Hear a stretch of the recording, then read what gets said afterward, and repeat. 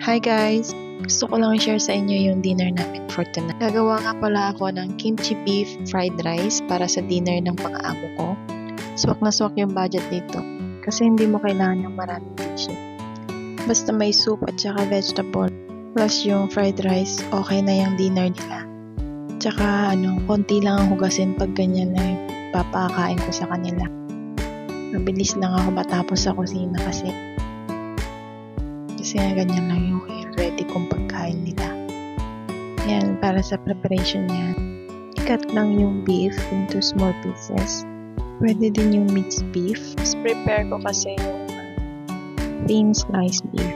Kasi merong medyo konting mantika. Yan eh. Ayan, pagkatapos hiwain lang sa maliliit. Pagka hiwa na lahat, set aside lang yan.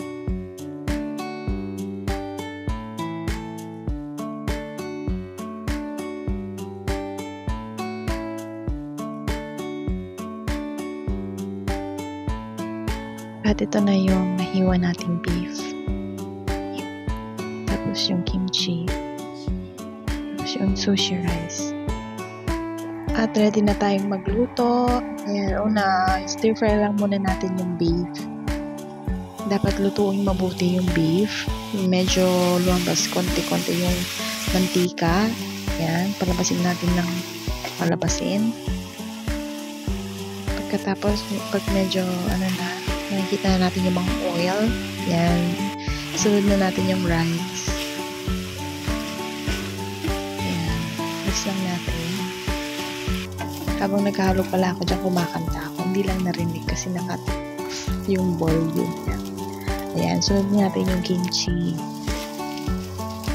Tapos halu-haluin na natin.